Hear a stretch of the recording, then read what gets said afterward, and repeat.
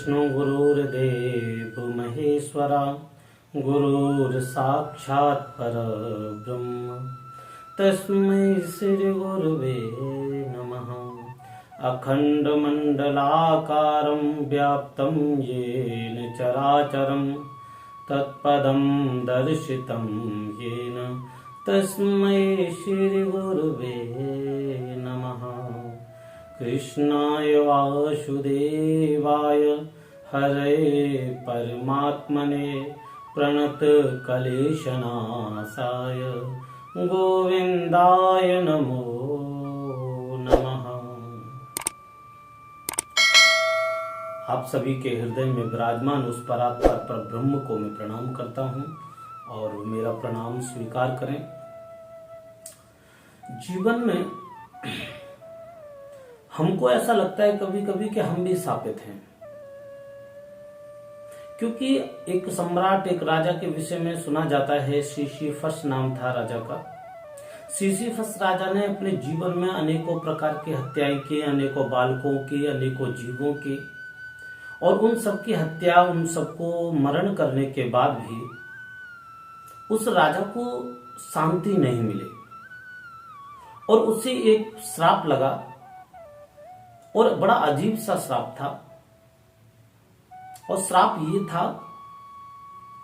कि तुम प्रतिदिन एक पहाड़ी की चोटी पर चढ़ोगे एक बड़ा सा पत्थर लेकर,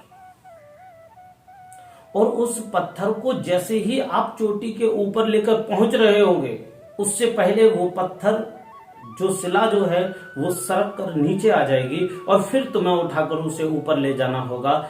ऐसा श्राप लगा। वो नित्य वही प्रयास करता। निर्वस्त्र राजा सिसिफस वो पहाड़ की चोटी पर चढ़ता है एक बड़ा सा पत्थर लेकर, और श्राप भी ऐसा है कि उसे पत्थर अपने वजन से अधिक वजन का लेके जाना है, अधिक भार का, स्वयं के भार से अधिक भार का उसे पत्थर लेके जाना है।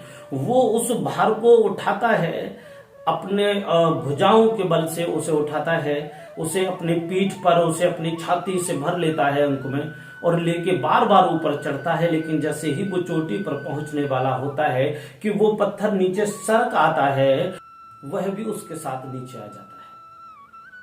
फिर वो उसे प्रयास करता है ऊपर ले जाने का, फिर वह नीचे आ जाता है। वो नित्य यही प्रयास करता है, और ऐसे ही उसका मरण हुआ। याद रखना, जीवन में हमारे साथ भी कुछ ऐसा ही हो रहा है।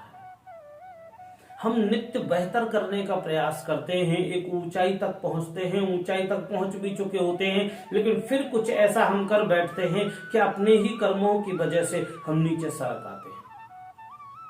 राजा का पाप उसे ऊपर नहीं पहुंचने देता। वैसे ही हम लोगों के जीवन की जो नकारात्मकता है, जो पाप है, जो पीड़ा है, जो हमने कर्म का प्रारब्ध, जो अपने ऊपर जिसका बोझ अपने सर पर जिसको हमने लाद रखा है, वो जो प्रभाव है वो हमें आगे बढ़ने नहीं देता। हम पहुंच भी जाते हैं वहां तक, लेकिन फिर भी वहां पहुंचकर भी हम उन सारी चीजों को संभाल नहीं पाते, और जो कुछ होता है उसे हम गवा बैठते हैं। कब तक ये सारी चीजों से हम लोग पीड़ित रहेंगे? हमें कभी ना कभी तो स्थिर होना पड़ेगा। हम बार बार प्रयास कर रहे हैं ऊपर जाने का और फिर नीचे आ जाते हैं। कभी हम चीजों को ज्यादा कर देते हैं तो कभी हम कम कर देते हैं। बुजुर्गों के मुख से आपने अवश्य सुना होगा, एके साधे सब सदे, सब साधे सब जाए। एक साधना होगा, तुम्हें एक साधना करनी होगी, एक पर ही भरोसा करना होगा, और उसे साध्य करके अपने जीवन में अपने लक्ष्य को पाना होगा, और इस जीवन को ईश्वर के लक्ष्य तक पहुंचाना होगा। लेकिन हम क्या करते हैं, जैसे ही हमें ईश्वर का लक्ष्य प्राप्त होने वाला होता है, जैसे ही हम ईश्वर तक पहुंचने वाले होते हैं, वैसे ही हमारे हृदय में, हमारे विचारों में नकारात्मकता आ जाती है। एक और बात, ये ईश्वर को पाने का ही मार्ग नहीं है, ये आपके प्रत्येक एक कार्य का मार्ग जिसे मैं बता रहा हूं, यही दृढ़ निश्चय। क्योंकि हमारे पास बहुत ज्यादा विकल्प तो होते हैं, बहुत सारे विकल्प होते हैं, लेकिन विकल्पों को 10, 20, 50 विकल्पों को देखने के बाद भी हम सही चयन नहीं कर पाते। और जब हम सही चयन नहीं कर पाते तो स्वाभाविक बात है हम संकल्प भी नहीं कर सकते, क्योंकि जब हमें मालूम ही नहीं है कि हमें किस चीज का संकल्प करना है तो हम चयन कहां से कर लेंगे। हमें चयन करना आना होगा। और अगर यदि आपने एक बार, क्योंकि मैं आपको बताना चाहता हूं, ये जो शरीर है ये रथ है, रथ, ये शरीर रथ है और इस रथ की जो सारथी है वो बुद्धि है, और इस शरीर का जो रथी है अर्थात जो इस पर बैठकर राज कर रहा है वो आत्मा है, उसे शरीरी कहते हैं। तो बुद्धि क्या करती है, बुद्धि हमारा सारथी है और वो हमारे जीवन रूपी रथ को दौड़ाते हुए जा रहा है, दौड़ाते हुए ये बुद्धि जा रही है। और इस बुद्धि के ऊपर निर्भर करता है कई प्रकार के मार्ग। हमें बुद्धि को इतना सहज रखना चाहिए कि जब भी अधिक मार्ग दिखे तो हम चयन सही कर सकें। अब यही बुद्धि हमारे साथ में खेल खेल रही है, ये चयन नहीं कर पाती। अब शरीर ही तो बैठा हुआ है आत्मा, और ये शरीर जो है वो रथ, और इसकी संपूर्ण ताकत है सारथी के पास में। सारथी जहां लेकर जाएगा ये शरीर वही पहुंच जाएगा। लेकिन याद रखना, अगर यदि बुद्धि में चयन करने की सामर्थ्य नहीं होगी विकल्प को, तो गलत विकल्प चुनेगा और गलत मार्ग पर चला जाएगा। याद रखना, अगर यदि आप चाहते हो कि आपको वह मार्ग मिले जो आपके जीवन का लक्ष्य है, चाहे वो व्यापार हो या फिर वो विद्या हो या जीवन का किसी भी प्रकार का कोई भी निर्णय, तो आप प्रत्येक निर्णय बुद्धि पर छोड़कर लेते हैं, और वही बुद्धि जब चयन गलत करती है तो उसके परिणाम स्वरूप दुख भी भोगते हैं।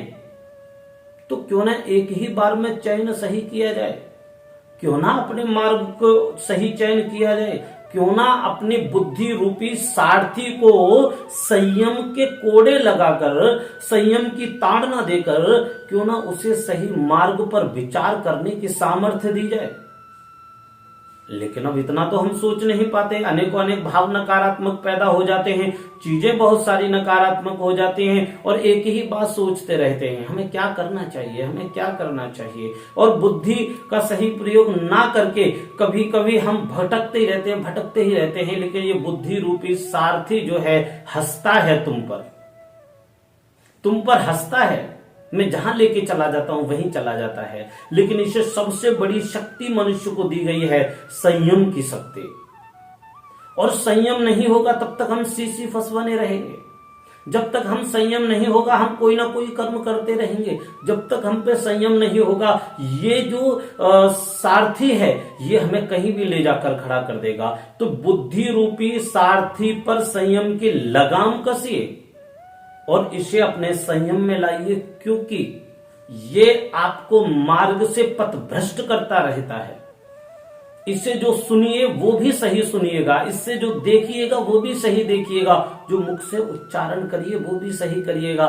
क्योंकि मुख रूपी प्रखर बुद्धि आपके जीवन को श्रेष्ठ बनाती है। इसीलिए इस संयमी बुद्धि पर थोड़ा सा विचार कर इस साधारण बुद्धि को अपने वश में लाइएगा।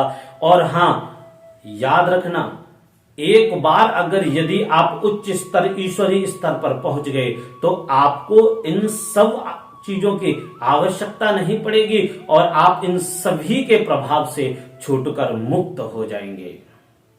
राधे राधे।